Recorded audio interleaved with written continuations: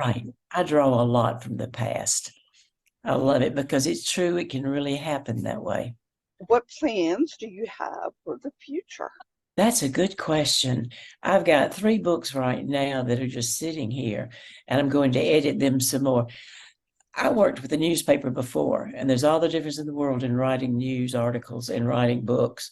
And Mhm. so when I write them, it's sort of like a news article, and I have to go back and transfer them into looking like a book.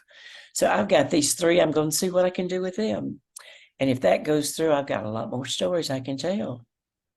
I was Well, telling Leah, we had I like to write about the older people mhm. because not many people do that. And we had a little lady that was 81 that lived across the road from us. And we had a man that he lost his wife and he was 89 and they were both miserable. And one day out in the yard, I told her, I said, why don't you go meet him? So she goes to the drugstore where he's still working. And she says, Frank, I want you to come have dinner with me. And he panicked and walked away and didn't say anything. So she came to me and she said, it didn't work. And I said, well, just give him time. And sure enough, he came 2 weeks later, knocked on her door and said, I would like to have dinner with you.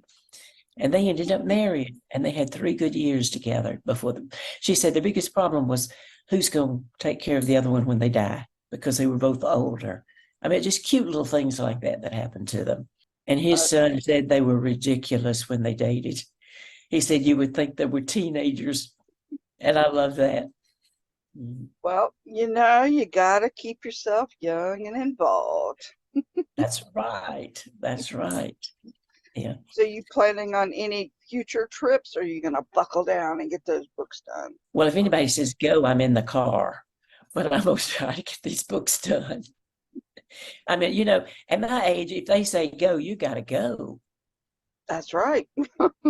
It's Who hard to knows? You get might. people to jump in the car and say, "Let's go somewhere." I know it. I know it. Um, and it also opens up to see new stories. You get new ideas from trips, and I love that. Daughter said that she started you a website. Yes. Yes, she did. Okay. And you have an email. Yes, Do and a you website. do you actually answer your email? No, I don't. I've got to do that. I've Yeah. got to start thinking like an author. Mhm. Well, actually, you had to start thinking like a business person. Sadly, authors have, even traditionally published authors nowadays, have to think like a business person if they want their stories to get out there.